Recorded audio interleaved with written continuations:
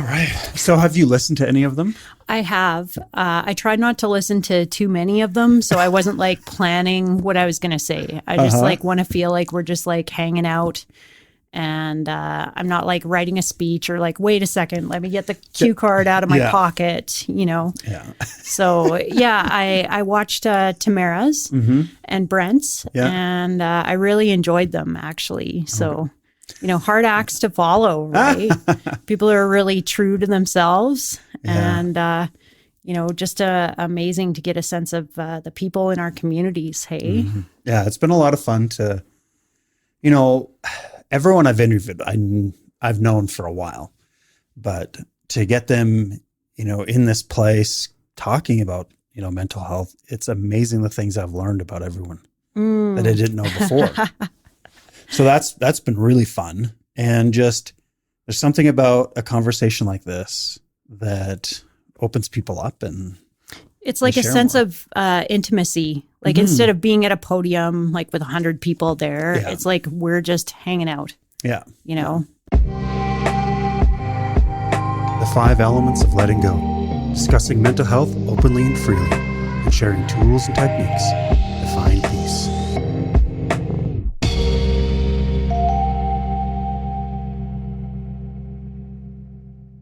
Well, welcome everyone to the 5 Elements of Letting Go. I'm Dr. Jared McCollum, and my guest today is Sara Mayne. Hello. She is a licensed acupuncturist in High River. She's also kick-ass at roller derby. Well, I'm retired from that now, actually. I got my ass kicked at roller derby, so that's why I don't do it anymore. So cool, and what an amazing community of people, and just a fun sport, super entertaining. But I kind of value my body being intact, so I kind of had to give that up a little bit. But that's super crazy. Fun. Yeah, that's really. Because I'd seen a few of your pics and stuff. Oh, yeah. That's so badass. Right? And some people still actually call me Main Squeeze, which is my derby name. And some of my patients call me Dr. Squeeze. And I'm like, oh, God. I wouldn't hear that. Like, don't advertise that, but whatever. It's my life and I love it, right? Well, it's in the description of this podcast now. Great. Let's keep the story going. And now you've been practicing for how many years now? Wow, I'm just like a baby in my Chinese medicine journey. I'm 3 years in practice now. So, but as a healer, I've been in practice. I was a massage therapist for 15 years. Yeah. So I kind of feel like that background has lent me a few extra skills, which I enjoy. But when it comes to acupuncture and Chinese medicine, sometimes I have to remind myself, like, don't compare yourself to the people who've been in this for 20 years. It's okay. Yeah. You're just starting out and you're doing wonderful. But yeah, it's a new journey for me. And I'm so excited to be on this path. Oh, that's awesome. I remember I met you the first time actually at Rocky Horror Picture Show. Yeah. So we've both seen each other in public in underwear. Yeah. Right. And you make the most epic costumes. And actually, one of the costumes I didn't make, actually, one of my friends, Lily, made the space magenta costume, which I think is the best one that I ever had and ever wore. And I just love that. But like Eddie, I made Eddie. Yeah. And when you commit to having a real saxophone, like that's something, right? But thank you. It's something I really enjoyed. And I think it's so cool that the community of Okotoks has had that and so much support. And when you see how much joy people have just playing their parts and, it being such an interactive experience. Instead of just going to watch a movie, you get to throw your toast and you get to do the time warp and it's pretty neat. It was canceled this year by the town, so I didn't host it here in Okotoks. Right. But the Okotoks Film Festival showed it for their October film. And they hosted it in the movie theater down the road. So, of course, they could get, I think it was like 60 was their max, but, kind of spread everyone out in their cohorts and everything. And they asked me to come and host, but of course I work the same night. Right. So I showed up at the end and, did a costume judging contest and did some crazy stuff with them, for the 3 quarters that I got there for. But one thing that shocked me is I get there and there was like 6 kids in there. Wow. Yeah. And the youngest must have been 9 or 10 years old. Okay. Yeah. And the one girl in there particular, it was her birthday party. So Aww. She had her family and friends there for her birthday party. And they were, the family was obviously cool and, into it. But I'm just like, and this girl, I brought her up on stage with me at the end and she had helped me teach, run everyone through the time warp one more time. She knew all the words. Oh my gosh, that's amazing. Yeah, it blew me away. And I'm like, gee, I've been hosting this show for how many times and I still can't learn the lyrics.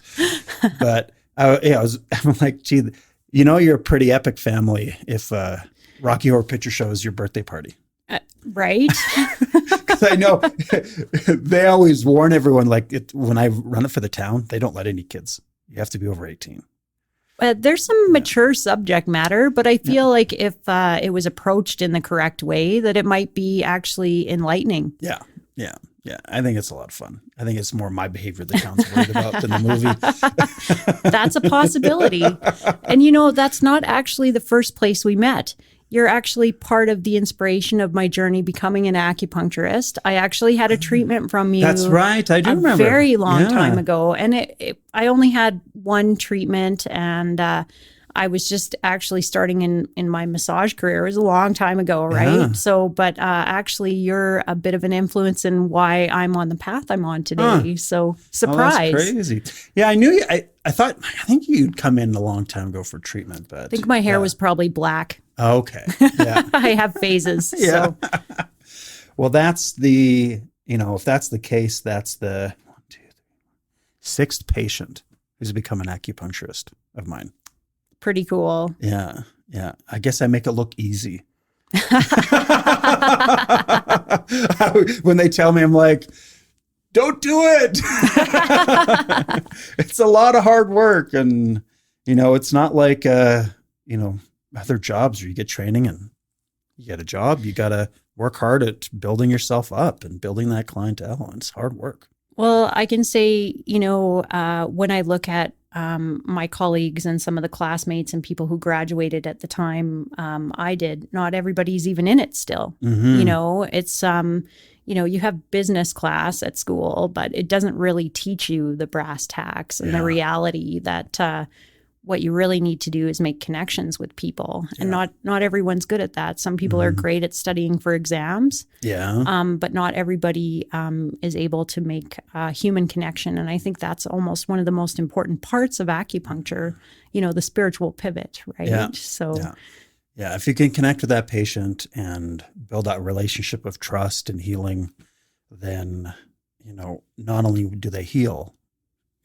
but then with that trust and connection, that's where you get all your referrals from. Yeah. And I think, a lot of people think that we fix people. And I think a lot of people go to acupuncture school to cure people or fix people, but that's not really what we're doing at all. And so I think that's a huge part of it too. Mm-hmm. Yeah. I have patients that'll come in and they'll be like, oh, I'm so much better. You did such amazing work. And I was like, no, I didn't. All I did was put needles in you. You're the one that healed. I always remind patients, your body did this. I just reminded it what to do. I just opened things up and your body took care of the rest. Because I think we as healers, when we take ownership of their healing, we rob them of their ability to heal, themselves and heal often. Because then they think in their mind, oh, well, I can't do this. I don't heal. I'm not a healthy person. I need this therapy or this person. It almost creates a dependency of sorts, or you're enabling them to continue down whatever path that they were going and not actually need to change or involve themselves, right? So I think it's really wonderful when you look at it like a partnership and a team instead of I'm the doctor and you're the patient and I'm going to make you well. And that's not really what it's about at all. Yeah. And it, what you said earlier kind of reminded me of, you say, I try not to compare myself to other practitioners. And one thing I learned early on is, I think early on in my practice, because I came from the world of personal training. So I did that for many years and was quite good at it. And so, but the area I was quite good at was because you have to find those clients. You have to sell them personal training. And so I came from that world of selling and convincing. And so I started that initially because I was actually, my first place I practiced, I was like in World Health Club. I was the fitness manager. Franchise even. Yeah, because I tried to leave the club once I find a place to practice. And they're like, no, we need you. Can you do both, please? We'll pay for all your costs to start up. And then, they took a percentage and just practice here too. So I did that together for about 2 years. And so I was in that mentality of trying to sell acupuncture to people. And I just found I got a lot of people that just didn't mesh with me and that were difficult. And so I remember one lady in particular, I kept trying to sell her on it. And she, no. And then we had this one conversation or connection one day, and I was just like, wow, this isn't a good idea. This lady is going to give me trouble. I can tell there's something wrong here. I just didn't feel, there's something fishy, and I didn't want to get caught in a relationship that was going to put me in a vulnerable position. And I didn't know what it was. I still don't know what it was, but I decided she's not my patient. And so I told her so. And she approached the manager of the club and was all angry because now that I said no, now she wanted. Oh, great, right? Like that's how it works. Yeah. And I'm just like, no, thank you, not interested. And I learned from that you have to, and then I'd read something around the same time about how when you build a practice, to create your dream practice, you have to decide what your dream patient is. What is that person like that you mesh with and you fit with? And from that, I've learned that number one is the patient, needs to find the practitioner they fit with. And because of that, then I know I'm not the practitioner for everyone. And I don't need to treat everyone.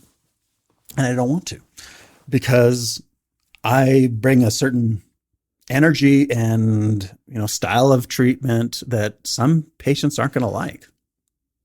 Right? Oh, I can certainly identify with that. I really enjoy being very practical, and I love reading research, and I like learning new techniques. But at the same time, if someone came into my practice, I have singing bowls, I have some weird stuff in there, right? And sometimes I say there's more going on that we can understand and not to worry too much about it. And that's not a fit for everybody. Some people want to come in and get like the physio style of dry needling, in and out, 5 minutes, and that's going to work best for them. And I know that's not me. And you know what? That's okay. Yeah. Because I know, 5 other practitioners in town who'd be more than happy to do that and are great at that. And I can send those people that way, and they found their fit, and we're all happy, right? Yeah. No. Yeah. And once you figure that out as a practitioner, I think that's where things start to shift, because then you're like, okay, I know what I'm good at. I know what I like to do. I know who I am. And that creates a confidence and a trust in yourself that the patient can feel. And then that kind of, they connect with that feeling and that energy and that confidence, and they take it on and heal with it. And if you're trying to treat things that you don't like, or trying to, like, one thing I learned early on, when you're younger and you're trying to build things and you got kids, you have to figure it out fast. And so I did the cosmetic training. I was doing acupuncture at Merle Norman in the mall. I can really identify with this because I went through some of those growing pains with my massage career. And Evelyn Charles, that was one of my first massage jobs. And, when I was in school, I was like, I'm going to be a sports therapist and I'm going to, but the first thing that was really available for an income was working in a place that was more salon oriented and aesthetics. And I actually learned some really excellent skills.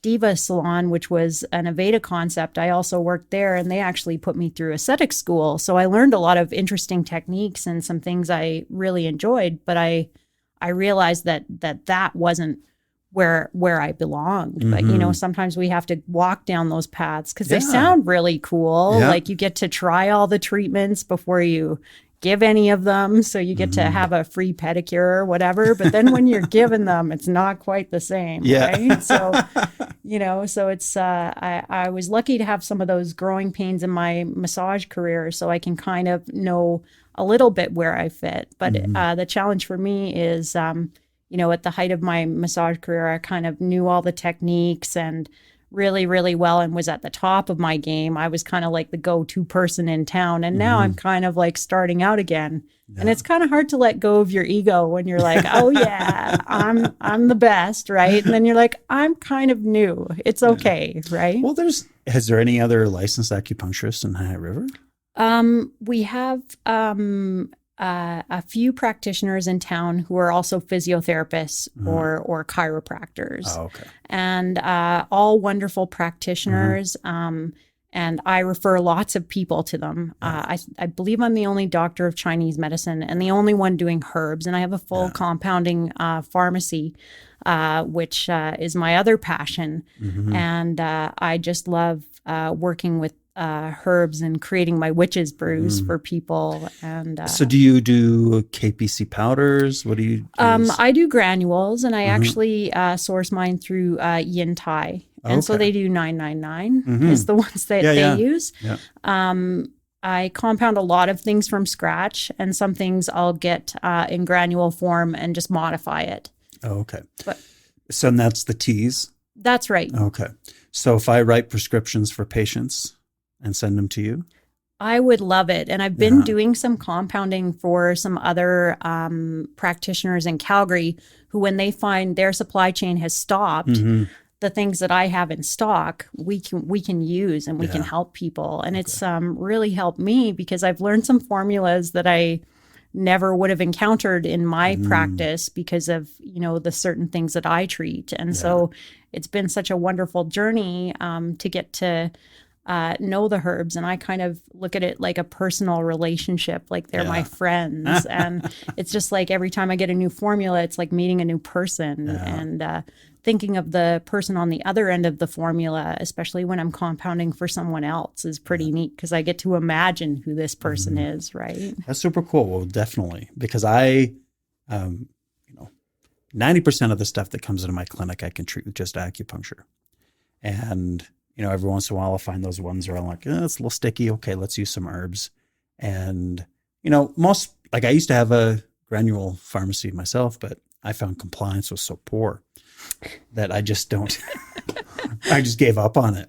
It's fair. Yeah. It's fair. And I think that always will be a challenge, especially in our society when certain flavors appeal to people. Yeah. But a lot of times when I use granules, it's because someone's acupuncture hasn't treated the situation, and the taste, is not as important as the benefits. Yeah. Or their problem is such an issue for them that that problem outweighs the poor taste. And I explain to them, flavors in Chinese medicine go to different parts of the nervous system, different meridians, and your body doesn't know what to do with medicine unless it tastes it. Yeah. So when you're taking a capsule, your body doesn't know what to do with it necessarily, and it starts when the Tylen comes into the complex and then tells the body what to do with that substance. Yeah. So and like when it's in the mouth, the body releases specific enzymes that's that where the match Tylen with the stomach to digest it properly. Like I remember my chiropractor always told me with like tablets, because he used tablets. He didn't use capsules, but he says you got to chew them. Right. And we're thinking about absorbing something through this delicate GI tissue that's going to cause a huge hole or problems for people later. Whereas, in liquid form, it's able to pass through a lot easier. Yeah. So, and it's not everybody's bag. There are patients where I've given them a sample to make sure they don't react, and they react like this. I'm never taking this again. And in that case, then of course we find another way to do it. And I mean, acupuncture is so beautiful and stimulates the body to heal itself. And I always start there first. But I was taught at school that substance problems require substance to heal. So if it's a biochemistry issue, then we're looking at more that we may need something from the outside. So that's super cool. Yeah, well, I think the other thing too is that it's, if you want to get better, like if you don't like it, the taste, then you better get better fast. Right. So you don't have to do a second dose. Right. And some things, it's funny. A lot of my patients, I tell them beforehand, I'm like, don't expect to like it. And they're like, it's not that bad. What about the buildup? Well, I guess if you build it up, make it sound terrible, then they're like, it's weird, but it's not that bad. Yeah. Well, that's awesome. Well, one thing I like to discuss with everyone before we get kind of into it is, how you feel our like collective response to mental health is at in our community currently. Well, I have to be honest. I think it's getting better. And I think more and more people are being honest and talking and being more open that it's an important component of our health. And I see so many resources in the foothills, in High River and Okotoks that are popping up and available. And I think it's beautiful. And even with Western medicine, Alberta Mental Health Services has an intake line that you can call if you're in the foothills area and you're experiencing any difficulty, and you can get free counseling through Alberta Mental Health Services. And I am starting to hear more and more people talking about that. And I think it's amazing what we have. And there's so many different styles of private counseling that people can seek out. And I mean, obviously in what we do, we don't diagnose or treat Western medical conditions, but we see the emotional, mental and spiritual bodies as being part of health and physical health as well. So I'm really excited that our region seems to really want to help to support mental health, and it's excited to be kind of part of that initiative. So it's, we've got we are opening up more, openly discussing it. There's, the counseling and all that is fantastic. It's just over the years, like working with patients and researching more and more about mental health, it really shows me that there's not just the internal, it's not just the discussion, but there's all these like big connection issues, like, do you feel satisfied in your job? Do you have people in your life you truly feel connected to? Do you have a bigger sense of community that you can go to and feel a part of?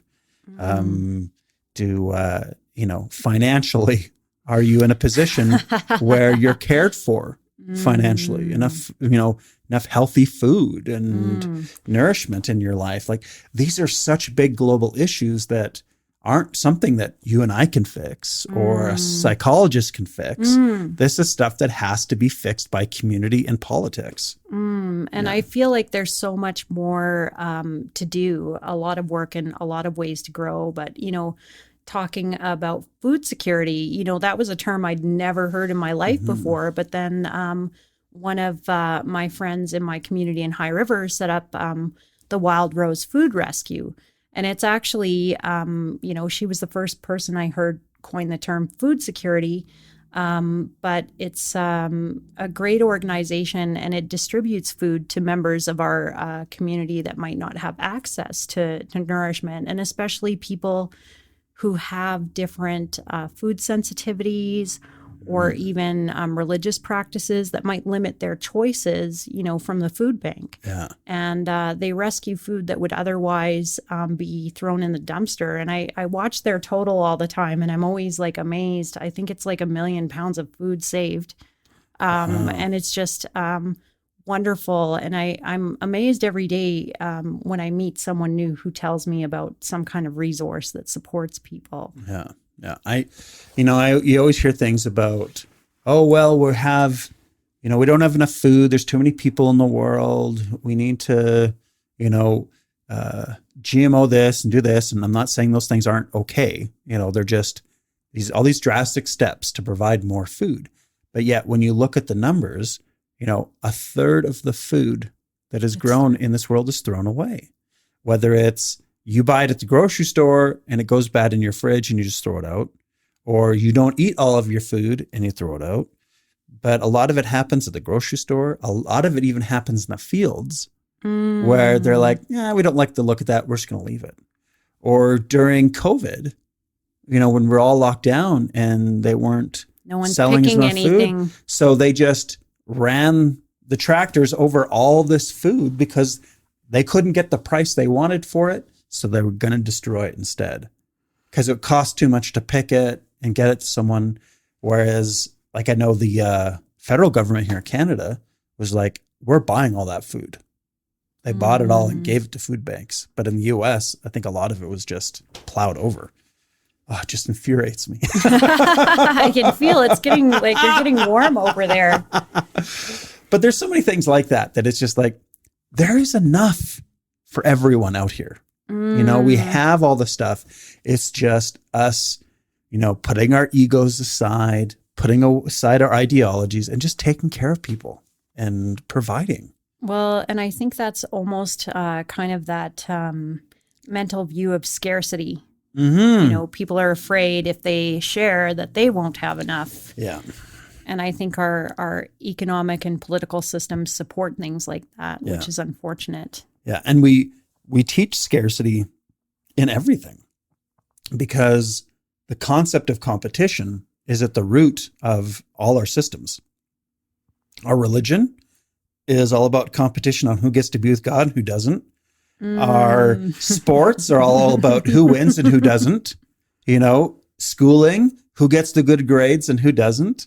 It's not about finding what people are good at, nourishing and supporting those things. It's about who can be the best at this. And when you have a concept like competition, inversely, it means scarcity.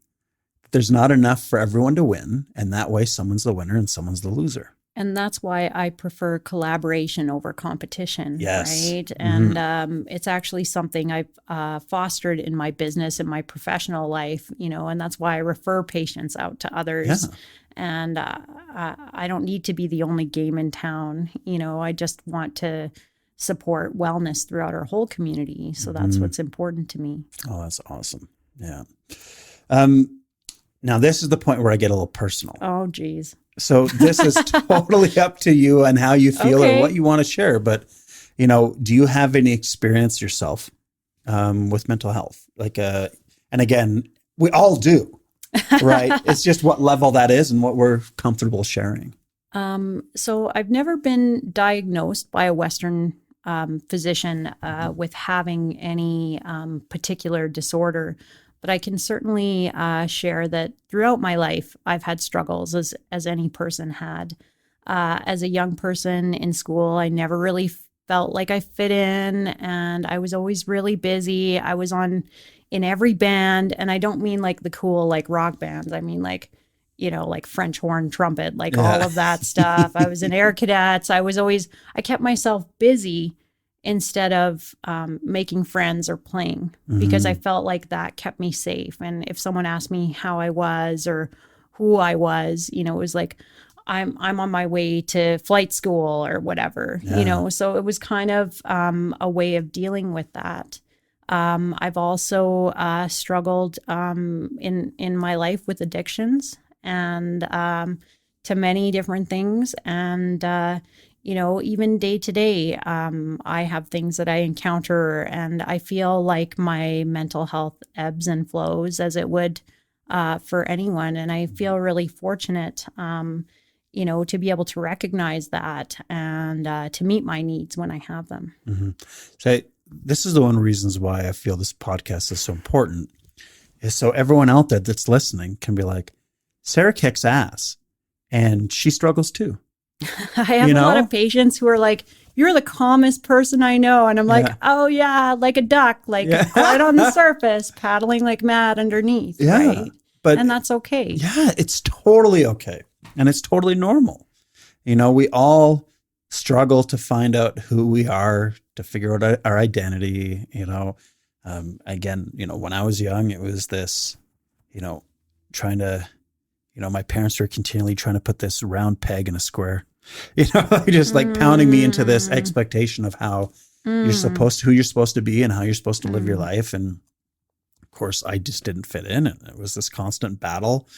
And, I know too with myself, I was never great at making friends. That's why I hung out with the same people I knew since I was 5, all through school, because you just not, some people are so good at making new friends, and other people it's struggle. It's difficult.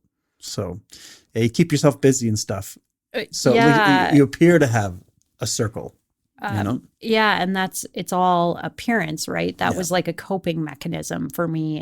And now, I equate the B word. I say it's like the new F word, how are you? And then people say I'm busy. And I'm like, oh, is that a good thing? Now that I've recognized that in myself, and, I don't necessarily think it's negative, but I look back at my life and see that it was a coping mechanism instead of creating connection. And it's funny because I have people tell me, you seem like such an outgoing person and you'll try so many different things. And, you look very interesting. And I'm like, well, that's appearance, right? Like you can look at my social media and like look at stuff I do, but stuff I do isn't necessarily who I am. Yeah. Yeah. So that's a big difference, isn't it? Because you see a lot of people and you're like, wow, they have a really interesting life, or they do all these things, but they still don't know who they are. Well, and it's really cool. Even though there's a lot of separation right now, one of my friends, Jody Seeley, she has a virtual coffee time on Facebook, and you can watch. And she's a broadcaster, and she's really interesting and fun. And the other day she did an exercise and she was like, okay, get on your computers and tell me who you are, but you can't use your job, or if you're a parent as your description. Yeah. And I was like, wow, right. What we do isn't necessarily who we are. Yeah. And we all want to define ourselves by our roles rather than who we really are. Than our qualities. Yeah. Right. Yeah. I find that a lot with patients who are,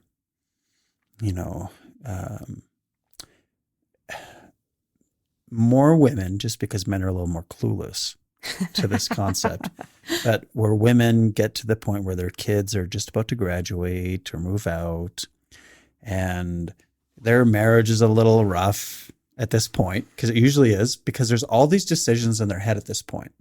It's like, okay, I'm a mother and a wife.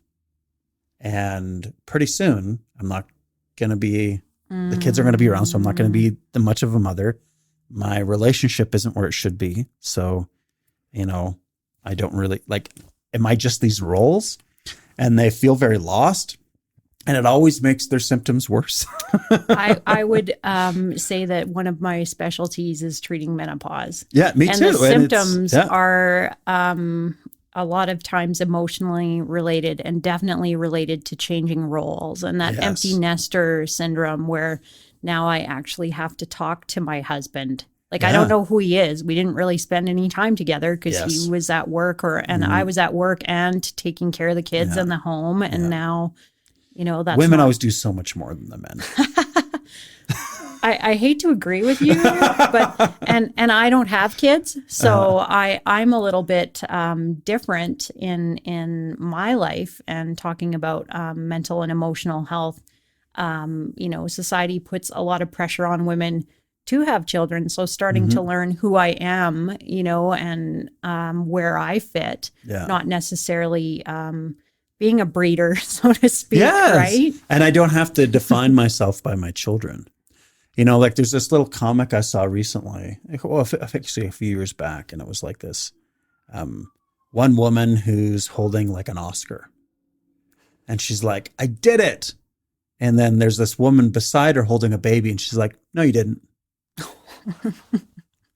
And then I saw it again later, and someone else had used it and then just added some stuff to it. Basically like, no, your self-worth isn't defined just by your ability to have children. You know, it's who you are as a person.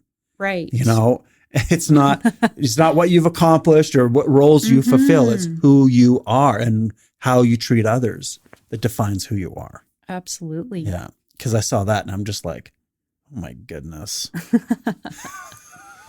Where did that come from? You know, like you're only a good woman if you have children. Oh boy. Yeah. I'm sure there's, you know, and it's always interesting, you know, you always want what you don't have. And then when you have it, you're Except for me, I'm happy with my cat. Yes. Okay. Good for you. And that doesn't make me a bad person. No. It just makes me love my cat. Yeah. Yeah. And you know, I always think that, you know, to me, I think it's a really solid sign of how well you know yourself as a woman if you chose not to have kids. Or you just, you know, that's just not my path, you know, and I think that's totally okay, you know, because you don't have to, you know, do all these different roles or like men who don't have kids or, you know, like it's not it's not a requirement to get anywhere or do anything or be anyone of good worth. Right. Yeah.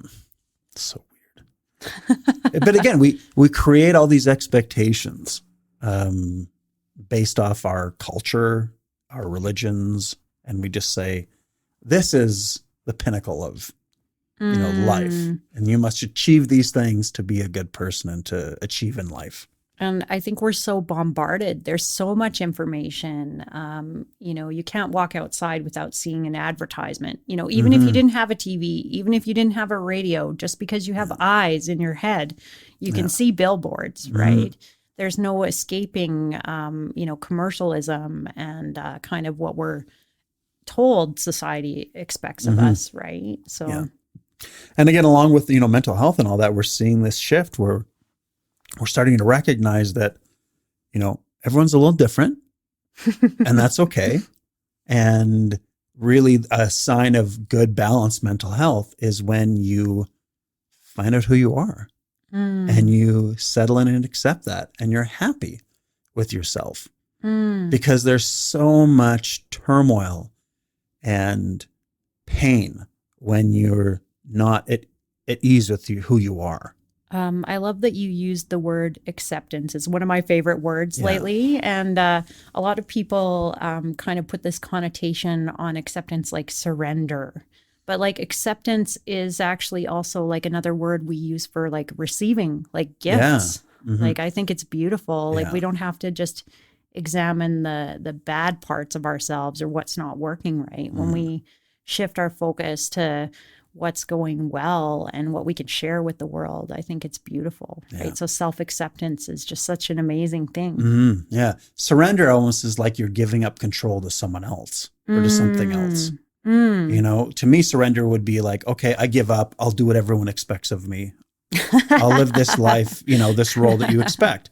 Where to me, acceptance is more like I love the concepts in Taoism and like a wu wei, like this emptiness that for you to be able to receive who you are, your cup needs to be empty, ready to receive that. So you have to let go of all the things that don't fit you, that aren't who you are, that aren't a part of your core. And as you give those things up and let go of them, now you have room to receive who you are and to accept who you are and to, you know, get there. And this is a thing that goes on throughout our whole lives because we're not the same person all the time, right? We change and develop and we need to be always prepared and ready to let go of things that don't serve us anymore. And you're like, well, during that time or during that relationship, I needed to be doing that, or I needed to think that way, or I needed that practice. But now I don't need that anymore. And so I can let go of that and keep evolving and changing and developing who I am. Yeah. Have you found that in your life? Absolutely. And sometimes it's when I've dug in the most is when I needed to let go the most.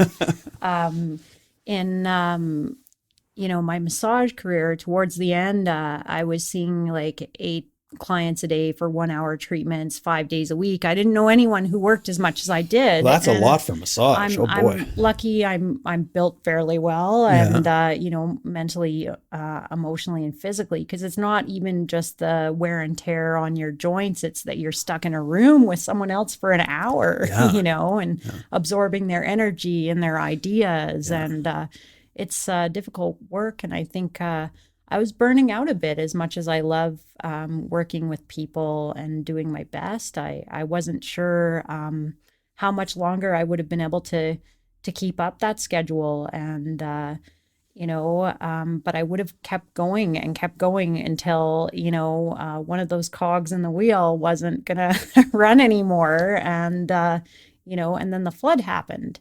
And my business happened to be in High River, and our office got destroyed. So, and the lady who owned the clinic I worked in was really wonderful. She's like, anyone you want to reach out to, feel free. If you can work somewhere else, please do. Don't feel like I have like ownership on you. And, which was beautiful. But that's when I decided to go back to school, in my late 30s, which is like a hard thing to do when you're used to making money and having to be back in college again, that's a big mental shift to make when, you've lived some of your life and you have different ideas about things. But if that catalyst hadn't occurred, I would have just held on and held on and held on. And it's so funny how grateful I am for that, even though at the time, like, that is not what I would have said. Yeah. If you asked me what I thought about that occurrence. And for me, I needed that to happen to make change in my life. And, I'm so thankful, and I'm really enjoying learning and growing now. Yeah. One of my tattoos on my right hand is a mor fati, and it's Latin meaning accept your fate or love your fate, right?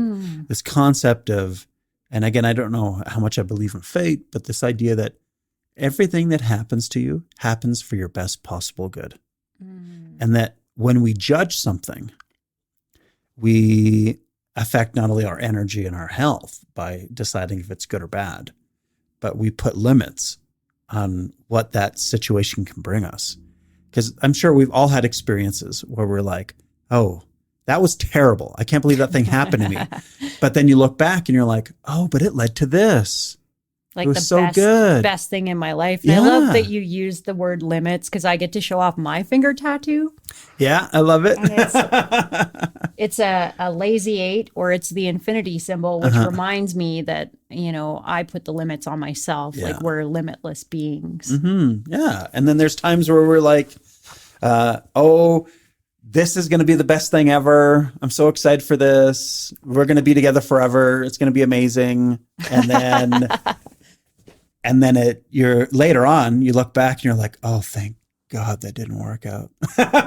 or it did work out, and that was like the worst possible thing that could have ever happened, in hindsight. Yeah. But so I'm continually in this development of myself to get to this point where I just accept every moment as this is right. That's awesome. I'm not quite there yet, but I'm working on it. I know. And I'm not saying I've figured it out, but I always feel like, whether it's an emotion or anything, that initial response, it's just, because your brain predicts everything, right? So it's like, oh, this is going to be difficult, or this is going to be bad, or this makes you angry. So your brain always predicts how you're going to respond. It's not a cause and effect. That's not how the brain works. The brain actually predicts everything. So based off your previous experience in life or how you were raised or how your parents taught you, you predict everything based off those experiences. So we actually have to reprogram and change how we think and so on to change those predictions so that when things come along, instead of predicting this as a bad thing or that is a good thing, where your brain's like, whatever, this is cool. What are we going to learn from this? Where is this going to lead? Rather than, because if we think something is going to be bad, then we hold back. We limit our responses. We judge it. We try to, we don't embrace it and we push it away. And that just takes longer for us to move forward and learn from it. Well, I love that, the parable of the farmer. Yes, the Chinese farmer. Yeah, I love that, where it's like, is it good? Is it bad? Well, maybe. I don't know yet. But that's certainly a powerful thing to talk about, when you think of things like PTSD, where it's a nervous system response that a person can't even control. And it just happens so quick, and it's physical. It's not just like thinking, it's actually being in the situation again that occurred, and I think those physical stimuli, prove how much of an effect these things can have on us. Oh yeah. The brain, like I tell patients with anxiety and PTSD all the time, I'm like, you have to understand that whether you're experiencing it real time, IRL, or if you are dreaming it or daydreaming it, your brain and body don't know the difference. Your body doesn't know the difference. Your brain might, but you still think it, your body's going to respond in the same way. So you're going to, and again, especially with anxiety, it's that when you think of those thoughts that stress you out, your body gets the fight or flight response. You're flooded with adrenaline, and now you have all this adrenaline, and you're not fighting anyone. You're not running away. So what's your body going to do without that adrenaline? It has to find a way to release it. So it raises your heart rate. It, makes you sweat. You start to shake. All of these symptoms that we call panic attack or, PTSD response. It's that daydream connecting with the body in real time. And we create it. And we have to trust it, that this is just the body releasing that adrenaline and allow it to work through us, rather than fighting it and then creating a true response. So we get caught in the loop. Well, and sometimes you can actually think about it as if like it's actually a healthy response in some cases. Yeah. It's our body doing something it needs to survive. So you can look at it like, I'm glad my body will do that so I can be safe. But now we have to get it out of that program when we can determine that it is safe. Yeah.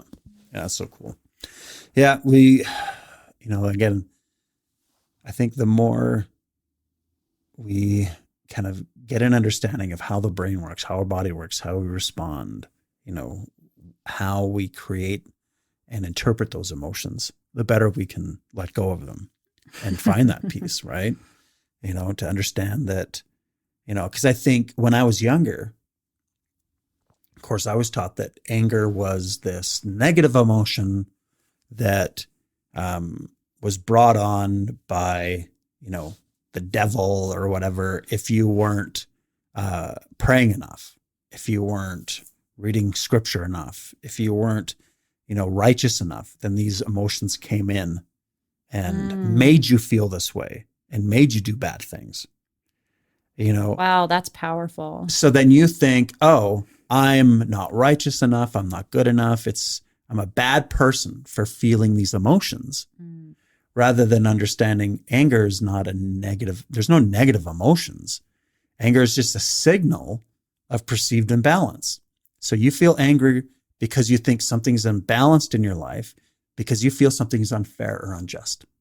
All the time. Whenever you feel angry, it's always injustice. Well, if you look at scriptures, like Jesus went and overturned the coin counters tables. Like he even got mad. And as far as I know, in Christianity, he's a pretty good dude. Yeah. So I would say, that's not true, that our emotions don't make us bad people or good people. Yeah. I like the Buddhist view that we actually aren't our emotions. They're kind of like clouds traveling through the sky, and they occur and we can observe them, and they don't make us who we are. Yeah. Yeah. I always tell patients when they're in a really dark place, and I make a priority, especially with the kids I treat. They come with anxiety and depression, because I use the accugraph so I can show them the imbalances and I can say, this is the imbalance, not you. You're good. You're awesome. It's this imbalance that's making you feel this way. You're not broken. You're not damaged. You're not a defect. You're not defective. You're just imbalanced at the moment. And we're going to fix this. And then your body's going to be able to let this go. And you just watch their eyes when you explain this. And they're just like, oh, thank goodness. I'm okay.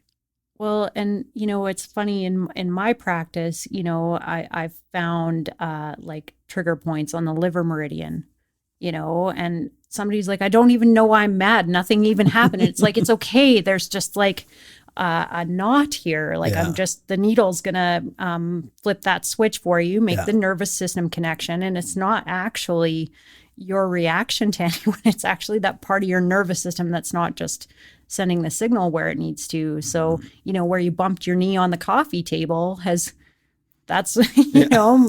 made you yell at your kids later. Like, it's okay. Don't,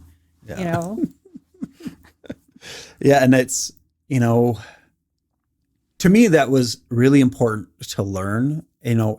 I didn't learn it until I was in my mid-20s, because my whole life thinking that, the rage I felt as a kid and the anger and all that for decades was my fault. And then to, sit down and I think have you ever read Between Heaven and Earth by Harriet Benfield and Ephraim No, I haven't yet.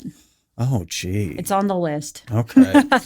But I read that while I was studying pre-law at a university. I was taking a break from studying for the LSATs and I read that book. And the connection in there with the 5 elements, the personality types, the emotions. And I was just like, oh my goodness, this explains so much. So that week I read everything I could find on acupuncture and Chinese medicine. I must have read about 10 books that week. I interviewed an acupuncturist. I went and visited the schools. I did every research I could. And at the end of a week, I dropped out and went and studied Chinese medicine. Nice. I love it when the universe takes us places we don't expect. I never even expected to go to massage school. I had started my young adulthood and my career was going to be, I was going to be a commercial pilot. And that sounded really cool when you told people like you flew airplanes. And, I think my dad really connected with that and that made him really proud. So that's kind of why I got into that. But I found aviation didn't really suit me. And it's an amazing career, but I found like that culture didn't suit me and it wasn't my destiny. And I struggled for years to find something. And, I went to take a friend to school day with another friend. And next thing you know, and I'd never even had a massage in my life. I was like, I don't know why I feel like I should be here. And then here I was going to massage school, like, commercial pilot to that. It just didn't seem to make sense, but I could feel it. Wow. So that's really cool. I guess I'm in school now, whatever. Yeah. Do you still fly? I haven't flown in about 5 years now, but I did my private license when I was in Air Cadets. I got my private license before I could drive a car. I could fly an airplane. Really? Oh, that's cool. Oh, yeah. I failed the driver's test like 5 times. That's not uncommon today. Speeding is an automatic fail, okay? And in the air, there's no speed limit. Yeah. So, but I haven't actually piloted a plane myself in years, but, one of those like get back to it when the time is right kind of thing. So do you have to maintain so many flying hours each year to maintain a license? Or just like a car, you get a license as long as you keep renewing it? The private license, I have that forever. I have my commercial exam that I took. I have that forever, but you have to renew your medical. And if I want to rent a plane for someone, they'll want to make sure that I can still fly. So they'll want to do a check ride and stuff like that. But okay. Yeah. Well, that's really neat. What a cool thing to have in your pocket for cool stuff. It was a fun phase in my life, you know, but it was one of those things that I identified, like it's something I'm interested in. Aviation interests me, but I don't have to make that a career. Yeah. Oh, neat. Cool. Now you mentioned earlier, and we don't have to go into detail, but you talked about, with yourself with addiction. Do you, what's, from being a person that, struggles or did struggle, and now being a practitioner who's treated people with, what's your philosophy around addiction? Well, that's a deep subject. Yeah. But one of the most important things I think people should know, addicts and non-addicts, is that, addicts aren't bad people. Yeah. They're your friends. They're your neighbors. There's nothing, negative about them. They're just sick and they need other people's health. And it's so important, to be compassionate and to understand that this isn't necessarily something someone looked for, or wanted for themselves. Like they didn't, in kindergarten class when they're like, what do you want to be when you grow up? They didn't write, I want to be a drunk or whatever, right? Yeah.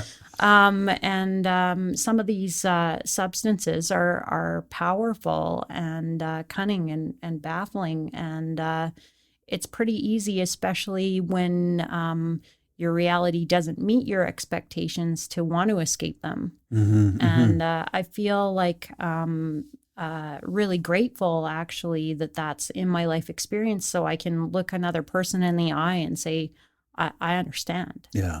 And I'm really fortunate that I've found solutions that work for me, and to share that there is hope, and this doesn't have to end in the three normal ways, like jail, the asylum, or in the ground. Yeah. And even people still using aren't bad. I have a friend who's a psych nurse in BC, and she does a lot of fundraising and a lot of work for people in harm reduction. And I love it. She made T-shirts that say, "Nice people do drugs." Yeah. And I think people would be really surprised if they knew who in their own life might struggle. Yeah. And people can wear masks, and you might be completely unaware of who this might be a problem for. And it's funny. It's a discussion that I have with my parents sometimes. Their worldview is different than mine, and that's okay. That doesn't make them bad people, or I don't think they're wrong, but they kind of struggle with that idea. And one day we were talking about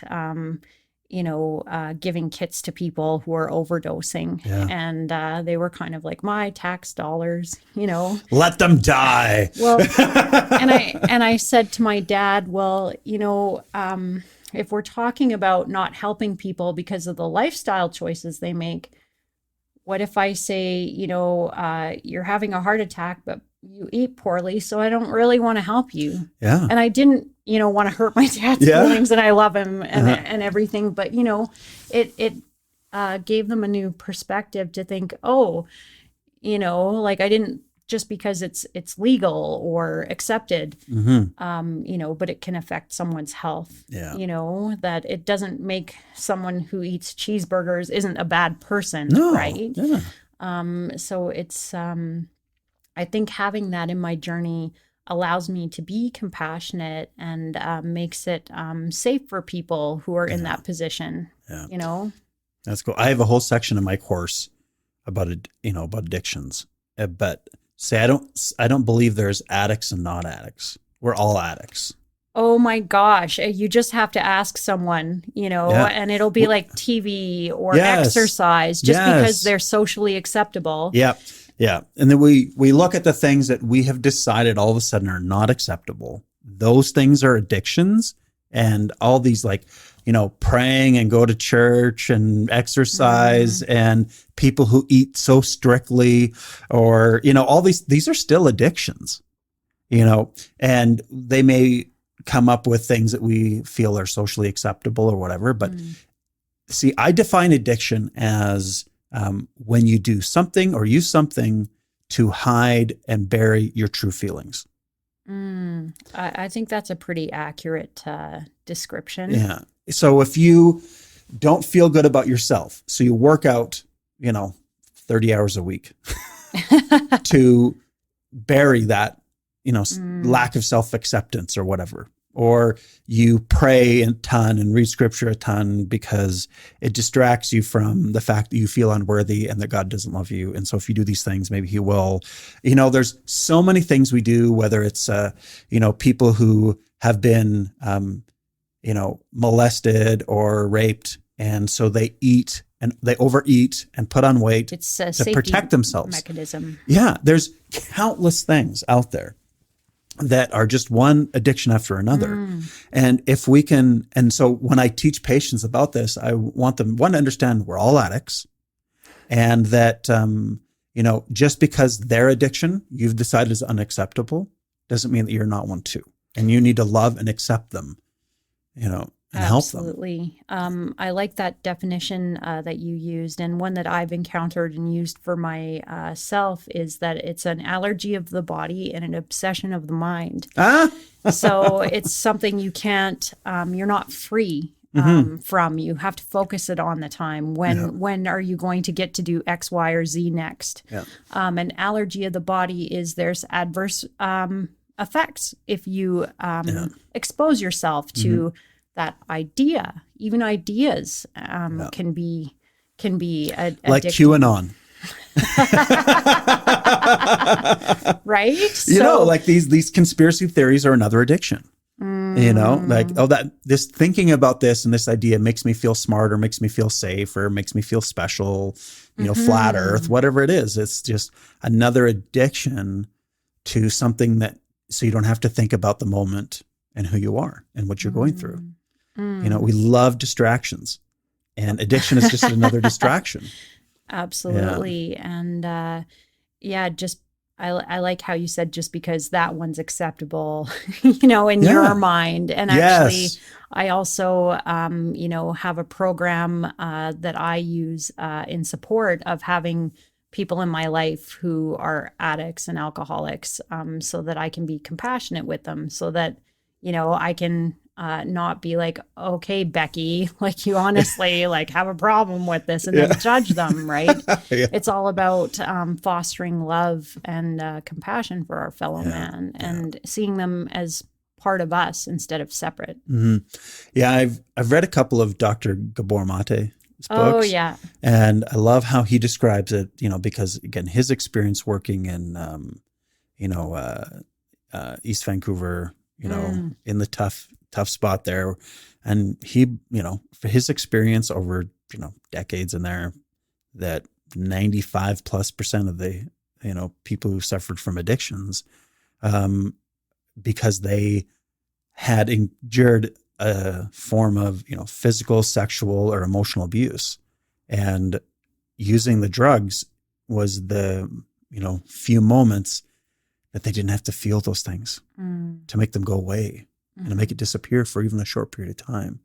And I think when you have that knowledge and you understand that, then when you look at someone who's suffering, rather than looking at it as, oh, they're weak and immoral and they just need to pray more, because that's what AA teaches us, that, if you pray more and, do all this, it'll go away. Well, it doesn't go away. We have to heal that root problem.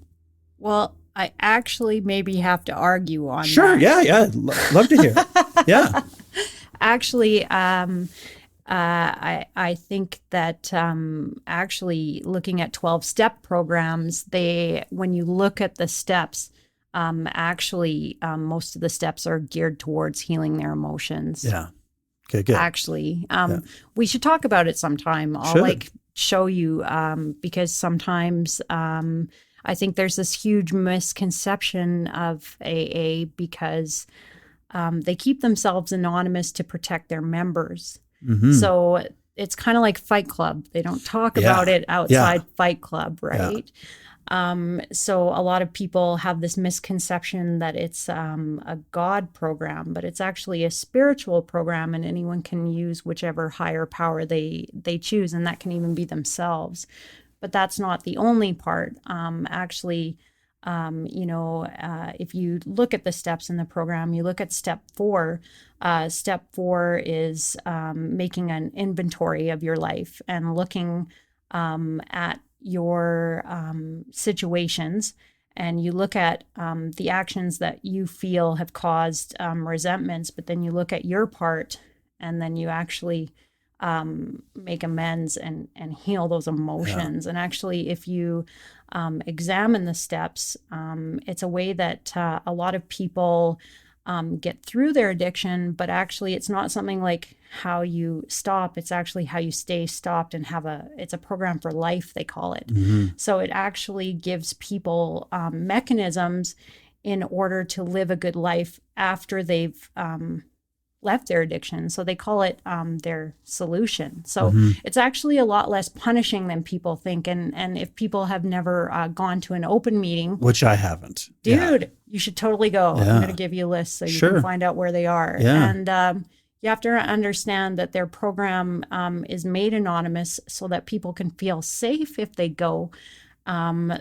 Because there is this misconception that someone is a bad person because they're a drunk. And it's like, okay, no, I'm an alcoholic. I'm actually sick. It's actually an allergy. Yeah. You don't say little Johnny's an asshole because he can't eat peanuts. Yeah. And you don't also offer little Johnny peanuts. Oh, well, you can just have one. Well, no, you can't. You're anaphylactic. Yeah. That's not going to change. I like that description. That's a cool one to help people understand, because I think some people get like that. Oh, you've been fine now. You can have a little, like that must be so hard.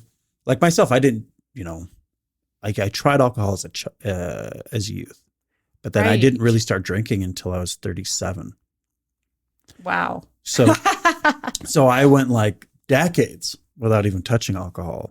But maybe that was a good thing that I didn't, during those times where I think you could depend on it. The universe gives us what we can handle. Yeah. And maybe, Jared, that was the better option the for you. The universe is like, we don't want little asshole Jared to have alcohol. Not mixing.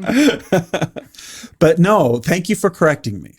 Because again, my experience is limited, but I've had patients that have been in programs and there's been judgment from family and friends. Maybe it's just their religious aspect of it that they're pushing on it. Well, but that's I'm getting third-hand information. And I think that's the thing too, is it's a lifetime program, and you can't go to one meeting and think you've got all the information. Mm-hmm. And if you ever go to a meeting, which I've been to a meeting, you'll hear people share about how the spiritual experience helped them heal. Mm-hmm. And a lot of people's word for their higher power is God. Yeah. So, and they do have the word God in the steps, but they say, as we understood him, and they explain that it's the higher power of your choosing or the situation of your choosing. Yeah. It doesn't have to be Christian or Buddhist, or it can just be a friend helping you. It's about that you don't have the only solution only by yourself, that you can be supported and others can hold you and assist you with that. And it's creating community. All the steps have the word we in them instead of I. Oh, that's nice. Because they truly believe because we heal as a community. Yourself. Yeah. If I'm sick, everyone's sick. Yeah. Everyone's affected COVID, by my sickness. Right? Yeah. Yeah. And that's that's a thing, like whether it's COVID being spread, but also addiction, it harms me, it harms others. Mental health, when I'm ill, I'm going to affect everyone around me. That's why I've talked several times in this podcast about how, the concept of Native American healing, where it's the community heals. And we're going to have some medicine. Like everything's medicine, whether it's the dance or the song, or we're going to hold you in the circle, and we as a community will help you heal. Because when we don't feel loved and accepted and meaningful, it doesn't matter what else is going on in our lives. If we don't have those things, we're going to feel lost. We're going to feel sick. Absolutely. Yeah. And I think sometimes too, when people go to an AA meeting and they just hear and they have that concept of punishment, they're not ready to heal yet. And not everybody is, and that's not a bad thing. Again, they're not bad people, you know, but some people, and I feel bad for them, that's a barrier to their healing, you know, that God word that might come up. And I know it would be for me. And that's okay. Because for me, there's this, again, I have because of previous experiences, and now being an atheist, right. To me, that needing a sky daddy to tell me what to do doesn't make me feel the floating beard. Yeah. Your imaginary friend, whatever you want to call him. But I love the concept of, because I do think, we don't have all the answers, and there is something beyond us that connects us. Now, what that is, whether that's God, whether that's, the 0 point energy, whatever, chi, whatever you want to choose, there is something. And I think for people that get stuck on that, hopefully they, that can be expressed in a way to understand you choose what you want your higher power to be for you, what your spirituality is going to be for you, how you want to define it, and then allow it to assist you in your healing. And I think that's one of the beautiful things about that program, because it doesn't matter your creed, color, beliefs. It breaks down all the barriers to healing. Yeah. And there's a chapter in their book called We Agnostics, and it's actually written specifically to people so that they can understand the program isn't dependent on you believing in God or a being or anything like that. Yeah. So that's cool. Yeah, it's kind of interesting. Yeah. And I didn't know we were going to talk about this. So, but this is important things. This is big stuff that people can learn so much about. And I feel like illness is created a lot, with fear, and fear is often caused by misunderstanding. And what's the opposite of that? Like love, right? Yeah. And learning, understanding, coming to know, right? Like KNOW instead of NO, right? It's interesting. I remember reading about the founder of the Alcoholics Anonymous, and his original program included LSD. And around it was this, to create that spiritual connection and experience for the people. Because, anyone who's done LSD or mushrooms, they are not addictive. You do them and you're like, okay, I can go a very long time without going through that again. Or like rocking in a closet, wishing it would stop. And yes, that's maybe too much information, but yes, I do understand that concept for sure. But there's, there's something about understanding that, you are connected to bigger things, and that you aren't the end all be all of life, and you're not the center of the universe. Your ego isn't the most important thing. Letting go of those things can, again, they've been using LSD for the last, and mushrooms and stuff for mental health studies now. They've brought it back in the last 5 years, and there's all kinds of cool research. And now it's been decriminalized in how many cities in the U.S. now to be used for treatment. Oregon just decriminalized all drugs. Wow. With the last most recent election. So they're moving towards this where, this can be used as a tool to help with addictions. And of course, with ayahuasca and all these things that have done that have helped people kind of get that experience that maybe you build through AA, It's almost like you get it in like days. Well, I think if we look at a lot of, substances that expand consciousness can be used to do the opposite. Yeah. And, another thing about that is a lot of substances that get abused were actually at some point in time by some culture a sacrament, and their connection to spirit. Yeah. And, they call alcohol spirits for a reason, and sometimes the spirit that decides to move through you isn't everyone else's favorite. Yeah. So, it's kind of interesting to see how, it can be used as a disconnect instead of a connect. Yeah. One thing I've taught all my kids, of course I have 7 kids. And oh my God. Because I have 3 of my own, and then that's Chris giving me has heart 4. palpitations. I know. So if you ever feel you need, I'll lend you some for a Great. bit. Okay. But I've told all the kids that the interesting thing about alcohol in particular is it's an enhancer. It enhances whatever emotion you're currently feeling before you take that alcohol. So if you're in a depressed mood and you drink, you're going to get more depressed. If you're in an angry mood and you drink, you're going to be an angry drunk. And you're going to be angrier than you usually are. Or with, and if you're in a good, playful mood, alcohol can add to that experience and make it fun. But, again, everyone has to understand that, like you say, like an allergy, you don't know you're allergic to it until you try it. And how do you help someone understand that? How do you prevent that? Do you just tell everyone don't drink? Or how do they know that it's an addiction or that it's an allergy?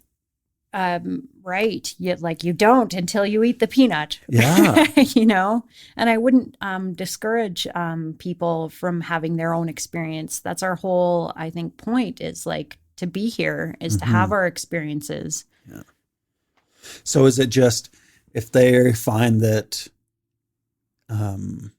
they start to use it as a way to cope or to hide or to bury, what's the sign?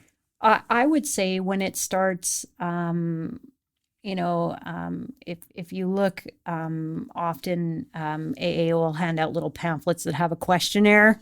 And if you answer a certain number of those questions, you may be an alcoholic. Oh, okay. And I think, that doesn't necessarily define it, but I think what defines it is is that adverse effect. And just because you're enjoying yourself doesn't mean everyone else is. So maybe not even just the effect on yourself, but how's the it affecting your world? Community. Yeah. Because I know people that can use heroin on the weekends, and they're totally fine. They've never become addicted. It's they use it to kind of relax and settle and reboot themselves, but it's never become something that's harmed them. Right. And there's a lot of substances out there. There's some now that have been cooked up in labs that I don't think anyone should even use recreationally.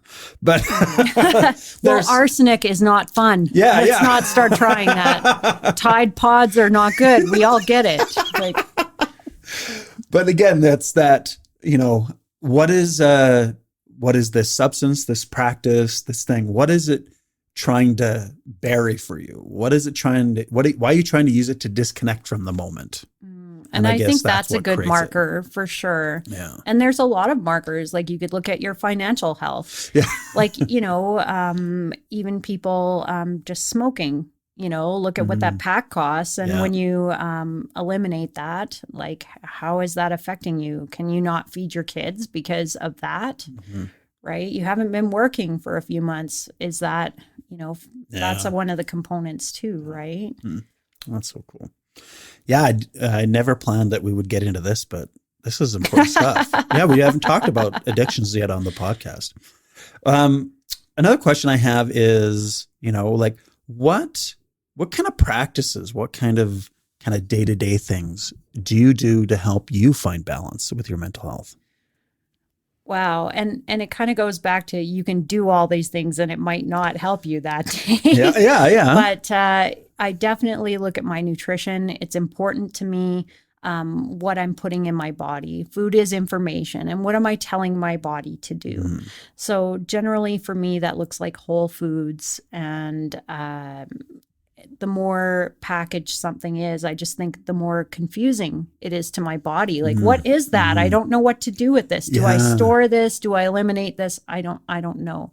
And I can tell I feel sugar highs sometimes, and then the crash that comes after. And I know I'm particularly sensitive to caffeine, but I do love coffee. So sometimes that's one that I still haven't tried that. I need to work on a little bit. Wow, you've never had coffee? Never tried coffee. Oh my gosh.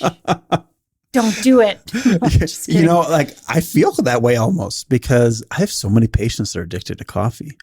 And when we talk about that, you can also think about ethical ramifications and ecological ramifications. Where's that coming from? Coffee is destroying our planet. And, you know, then I have that cognitive dissonance every time I'm having coffee. I'm like the rainforest. But it's really good. So I'm working on that one. But I know when I consume coffee, I don't sleep well. I have heart palpitations, you know, the old heart fire, damp heat. So, you know, that's something I work on. I need to move for my mental health. There has to be movement. And I think we talked about, you know, if there isn't like a release of this built up energy, you know, even if it's not adrenaline yet, you know, I need to move my body. And it's even a spiritual experience for me. So I like to practice Qigong and yoga, and I also work out. So for me, if I'm not doing those things, other people notice. Sunshine, I need to be in nature. My connection with the universe comes when I notice what's around me. And, you know, it's amazing what you can learn just from looking at the tree next to you as opposed to reading a book. And there's all these clues in nature for us about how to run our lives and technologies we can use. And so being outside, getting sunshine, I mean, everyone's heard about the importance of vitamin D and seasonal affective disorder. And I notice it hugely impacts my life. And, you know, I had a bit of a meltdown last week, and part of it I can pinpoint to, I had rode my bike to work every day all summer, and that basically stopped, you know, mid-October. So a lot less light exposure for me. I noticed that makes a huge difference. I don't consume alcohol. That's important to me. I just notice I'm a much happier, effective, and productive person. And it's also helped my financial health a lot. And those are some of the practices that I take part in. I also go for counseling. I also get acupuncture. I do attend a few different 12-step groups, which are important to me. And even just being with my family, being with my parents. I'm so fortunate to have such a wonderful family. And I can say that the things in my life were things I created. My addictions and my struggles were not because I didn't have a supportive family or a judgmental family. They're wonderful people. And so just seeing my mom and dad and sister, and if I don't get that connection with them, I do struggle. And yeah, I love you guys. I know I'm a pain in the ass, but I do love you. And those are kind of the important things for my mental, emotional, and of course, physical health. You can't have one without the other. I do have spiritual practices. I pray, I meditate, I smudge.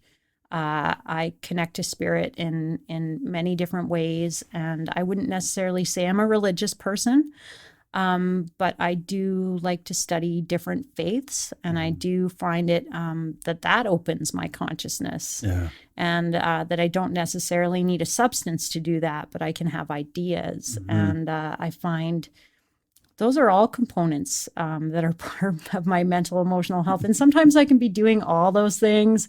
And you can ask the people in my life. I'm not perfect. You know, I'm pulling out my hair, yelling, throwing books, whatever. Sometimes that feels better too. But you know, I do recognize that it's an important part of my life. Yeah, that's cool. Yeah. And I think we all have to find that path for us, and those tools and so on, those things that work for us. Yeah. Like I know for myself, one of my main addictions is food. You're speaking to me. Like, because I'll get in these states where like I'll need to eat like every half hour, and so one thing that always helps me is when I feel like I'm in that rut and I'm stuck, and my body prefers, it's really interesting, is like my body doesn't like eating until 2:00. So I don't, like, when I'm trying to get myself balanced and try to work on things, I won't eat until 2:00. And I feel so much better. And my body likes to consume the majority of its calories at night. And so that's one way I try to balance that is I just won't eat till 2. And then, then I kind of can keep it under control. But I just feel like and sometimes I'll fast anywhere from like 3 to 7 days. And that's a nice reset for me. Like I'll have water, but I just feel so much better that way because again, when the thing that kind of pulls me out of the moment, and again, I don't know if it's part of growing up with 7 kids and never having enough food around or whatever. Scarcity complex, hey? And not that there wasn't enough food, but when you and now you're an adult and you can buy and eat whatever you want. Woohoo! So there's this, maybe that's part of it. I don't know. But there's things I try to do now to kind of control that. I can identify with you. I've struggled with being overweight a lot of my life and using food as a way to soothe my emotions. I'm definitely an emotional eater at times if I'm not aware of it. A boredom eater, a storm eater. This is another one where you don't even know why you're eating. You're just, you've started something and you can't stop. And unfortunately, unlike other addictions where you can abstain, we need to consume something eventually to continue living. So it's definitely one that I have to use the tools from the other things that I've learned there. And it's, for me, it was always something our family always celebrated with. You go to a wedding, you go have a birthday, that's the way we celebrate. So it started to also be a reward. I've seen more patients today, so I can eat 2 cakes. Like ridiculous, right? Yeah. But that's something we're programmed from a very young age. It's like, oh, you got a vaccination, here's a sucker. Right. You went to the dentist, here's a cookie. You broke up with your boyfriend, girlfriend, have some ice cream. Tub of ice cream. Yeah. And so we've conditioned ourselves, and even parents rewarding us with like good grades or you're sad, let's cheer you up with something sweet. So we've been conditioned that when emotion is triggered, food follows. A baby cries, they're breastfed. Yeah. Right. Yeah. Yeah. It's, so when we punish ourselves for doing or, overeating or whatever, it's just programming. And when we can understand it and connect with it, then we can start to change it. Then there's tools and practices. I'm sure there's a 12-step for food, right? There is Overeaters Anonymous, actually. So there is a 12-step group for people around food. So. Yeah. And, we all need community. Absolutely. At certain times in our lives that fits with what we need. And I don't think there's one way to healing. No, I meet so many different people who've used so many different practices, and it's wonderful. And to me, I don't care how they get better. Yeah, exactly. Like one thing I'll hear sometimes from patients is, oh, I was seeing this practitioner or this doctor, and they said that I shouldn't see anyone else and that we need to focus on this right now and see what works. And I never get offended because I'm like, because when patients ask me, oh, can I still do this and this? Can I still see my chiro, still see my massage or my physio? And I'm like, yeah. See as many people as you can to get you better as fast as you can. Like, don't overtreat because sometimes that can be an issue. And I'm always like, if you need a break from me, you go right ahead. Because to me, it's not about who heals you. You just need to get better. I love that. And, it always makes me laugh when I do an intake with a new patient and they don't know me very well yet. And I think a lot of people come in with assumptions that because I'm an alternative health practitioner, that I have poor views of Western medicine. Mm-hmm. And I'll almost always hear, and I'm taking this from my doctor, but I need to stop. And I'm like, oh my God, like those are beta blockers. That's for your heart condition. Yeah. Don't stop taking those. It's almost like they apologize to us for taking their medications. I don't see it as a failure. No. And some people see having to use the tools that Western medicine gives them as a failure. Yeah. But it's not. It's a tool to use for your benefit. And, if there's a case where there's maybe some side effects to something that are outweighing the benefit, they can go back to talk to their doctor and give them the ability to work on that instead of just walk away from that. Yeah. You don't give the practitioner the opportunity to learn about what's working for you, or, it's a team effort, right? Yeah, I always tell patients, it's not my role to tell you what to do with your medication. My role is to get you feeling so good and so much better, then maybe you can go back to your doctor and either, maybe lower your dose, or, change something, or, to me, it's, I think early on in my, alternative experience with medicine, I may have been a little more hardcore, thinking that, everyone's body can do everything 100%. We just need to get it there. And then, the body's fine on its own, but everything's so different. To make a judgment like that is just cruel. And you need to, everyone can find their own little thing. Like if, like I've treated a number of patients with psychosis or bipolar and so on. And it's like, some of these medications are keeping them alive. Absolutely. If anything, my role is just to help them work better, or hopefully that they don't have to use as much, so they don't have to use as many complications. And to me, when, a success for a patient is for them to really be able to live their life, not to get off their medication, and me to be the one that healed them. Absolutely. And I think that's beautiful to see practitioners who've let go of their ownership of that. Yeah.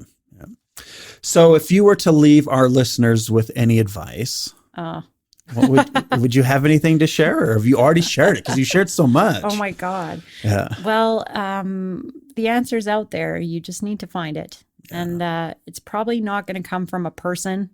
And just be open and willing and ready to receive instead of deciding. Yeah. Because when you decide, it's like that predicting the future. And like, I don't know about you, I'm not a fortune teller. Yeah. As much as I like to connect with intuition, I don't know what's going to happen tomorrow.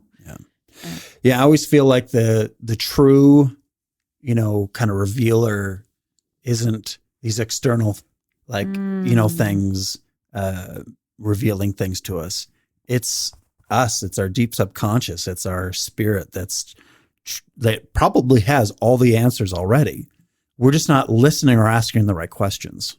Or we keep doing too much of this and none of this. Yeah, right? Too much talking, not enough listening. Yeah. I had an old cowboy say to me once, the journey is long from here to here, but it's worth it. From the mind to the heart. Oh. Yeah. I love that. Oh, good. Well, let's end on that. Awesome. I think that's good. Don't let me talk anymore. Well, I had an awesome time. I don't know why I haven't sat down and had a longer chat with you a long time ago. We need to have coffee together. We do. Or don't start. And we need to do a treatment swap or something regularly, because I would love to come and get treated by you. Oh my God. That would be so sweet. Okay, let's do it. Yeah. I'm going to leave in the description where you can hook up with Sara if you want to go get a treatment, go visit her clinic, or, just have a coffee with me, but make sure it's decaf or I get crazy. Yeah, there you go. It was just absolutely fantastic. And I'll even put in her social stuff. So if you want to follow her and see some of the antics she gets up to. I was super jealous of her a couple months ago because she was like in hot air balloons for a couple of days. I'm kind of spoiled. I have friends who have hot air balloons, and I'm I volunteer for the Heritage and Balloon Festival in High River, which we're so blessed to have. And so I've kind of got a ride here and there. It's pretty dope. That's awesome. Great. Well, thank you for your time. I'm sorry we went a little late, but I really appreciate all you shared with us. Well, if we went late, it's because we were having so much fun. Yeah, that's great. All right. Thank you for listening, everyone. Definitely connect with Sara, wonderful member of our community. So grateful to have her. Thank you so much. Thanks, Jared. All right. Bye. All right. Well, I had a great time meeting with Sara. If I'm here from the interview, I've known her for a number of years, and I find her very fascinating. I think she's, I always are drawn to people that are very authentic and, follow their heart and, be themselves. And she's one of those people. And so I really enjoyed our discussion. And I was really impressed too with, not only what she's been through and overcome and what she continues to do to, find her balance and keep herself healthy. But again, obvious from the discussion, I know very little about 8-step programs, but I appreciate her having the confidence and, skills to call me on my lack of information and to share more with me. It's, again, I don't know a whole lot about 8 steps, but it just seems there's some secrecy around it and people don't share a whole lot, but I'm grateful for what she did share and, providing that information to correct my ignorance and understand more about what it's about. So that if I ever have issues, then now won't be afraid to go into an 8-step program. So I appreciate her clearing up my ignorance there. It was also nice to speak to a fellow practitioner, someone who, goes through that day-to-day of putting other people first and focusing on their illnesses and their struggles and trying to give to them and help them heal. It can be draining. It can be very difficult. I really love my job. I have a great place to work. I have amazing people to work with. I have some absolutely incredible patients. But yet, when you do it 6 days a week and you're, constantly putting that energy out there to others, it does wear you and makes it, difficult to focus on yourself and care for yourself. And so, I'm very impressed and proud of Sara for, finding that balance for herself and, putting her health first and, making those decisions and choices to care for herself. It's a whole world that I need to get better at and, put myself and my health first. Kind of pull myself away from that continual focus and on the clinic and patients and so on. So thank you for, setting an example and, showing us all how, we can all struggle. And even those of us in, positions of healing can struggle too. And that, we may stumble or we may have difficulties, but it's with support around us in a community, we can pull ourselves out of our difficulties. So really enjoyed that discussion. Hope you enjoyed this time listening to Sara. I'm going to be taking a bit of a break from the podcast just because I've already had to cancel a guest. I recorded Sara's interview quite a few weeks ago. So this little ending I'm recording in the end of November. And with the new protocols and the new rules, though we are fairly distanced here in the podcast room, they've asked us not to have other people in our homes. And because this is my home / clinic, and it's not really an appointment for a clinic, it's more of a really it is a social thing. I'm going to take a break from interviewing guests in person. I may do some of them online or, through a Zoom or FaceTime, but it's not the same. So I'll take a break for a few weeks here. There's a chance that we are going to be shut down on December 18th. I have a feeling that's probably their plan because I really don't see things getting much better with the guidelines they've given us, just because we're on a trajectory here that would take a whole lot to slow things down. No one wants to hear more about COVID, but, it's nice that with the results that have come back from a lot of these vaccines, there's a light at the end of the tunnel now. And the hope that there's hope and excitement about the fact that a lot of these vaccines are working in older populations very effectively, where that's not really seen with flu vaccines. So that's really exciting. The virus is very stable. And so the results of these vaccines should be very effective. And they should, from what the research says, give us protection for quite some time. So it looks like science won. We shall see. There's a lot of hesitancy and concern amongst my patients about vaccines in general, let alone a new one that was put together so quickly. Now, most of these new ones, these RNA ones, they approach very differently and seem very exciting. And so potential for side effects, maybe even less with these ones. So that's very encouraging. I was talking to a patient yesterday about how, the Chinese medicine invented vaccinations. They were doing it thousands of years ago. So it has a very long history and it does work. I will admit myself at a time where it was an anti-vaxxer, and that's just from lack of information and understanding. And yeah, sure, harassed some people about it early on. But now my mind has been changed, and there may be some concerns with a very, very, very, very, very small percentage of reactions from vaccines, but compared to the lives that are protected, they are far more valuable than to just not have vaccines.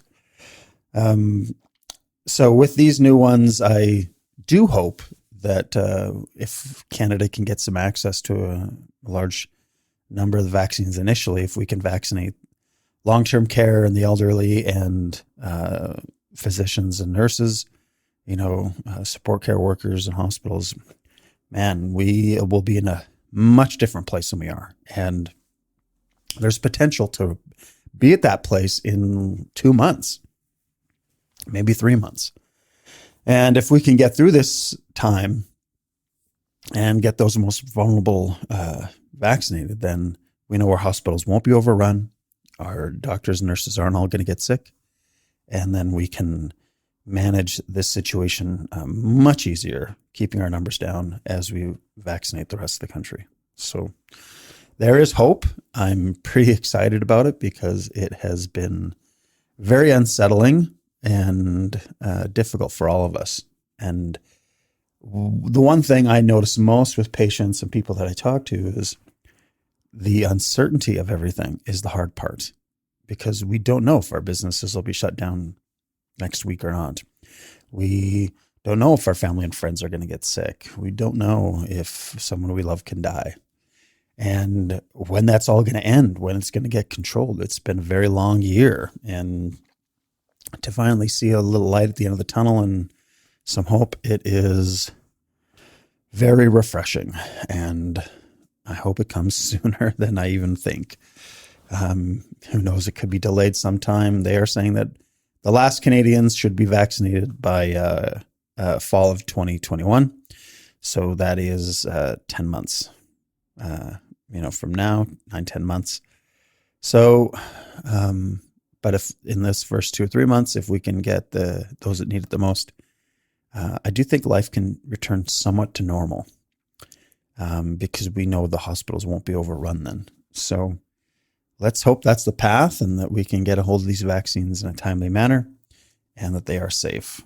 And again, to, further discuss concerns of vaccines, some patients are getting really worried, but I'm like, tens of thousands of people have had these vaccines already.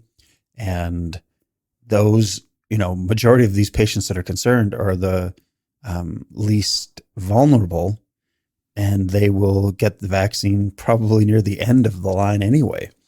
So there will be hundreds of thousands, if not millions of people who will have received these vaccines by the time we do. And if there is any concern, with vaccines, it shows up pretty much within the first few days. And so there's a good chance if there's a problem, we will know it before it hits the majority of the population. And that's why these trials are designed the way they are, to eliminate those concerns even before the majority of people get it. So let's have some faith in science and, what we've been able to accomplish so quickly here, because it is going to be something that we're going to have to get really good at, because I don't think this is going to change a whole lot. It seems like every 10 years or so, we've been having stronger and stronger viruses hit the world. And as long as we continue to have wet markets for wild animals and factory farming and all of that, there will always be a risk for animals to spread even stronger viruses to us.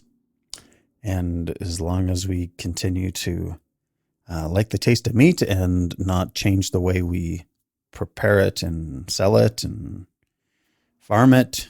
Again, I don't like the term farm when it comes to eating, because, it's not a plant. You're killing that animal. So I'm putting my feelings into this. So if you don't share those views, don't worry about it. Anyway, there is hope. There is a light at the end of the tunnel, and we're going to get through this. So I'm going to take a break of in-person interviews. We may do some, or I may just take a month or so off and get at it again in the new year. And hopefully then we can get some people here in the podcast room and have some great interviews. But thank you for listening. This is podcast number 21. When I started this back in the summer, I had no idea that we would be doing this many, and that we would have the response we've had. To this point, we've already had over 1,000 unique people listen to our podcasts. And that's pretty cool. We really haven't done a whole lot to get it out there. And just by people sharing and listening, that's where it's come. And I hope that it's helped a few people and changed, their minds a bit. They're not alone, and that we all are dealing with stuff together. And that as we create better community and have more patience and love and kindness for each other, then we'll all get through this, and we will. Life can be tough at times. Anyway, thank you, everyone. Enjoy your holidays, and stay safe out there. Bye-bye.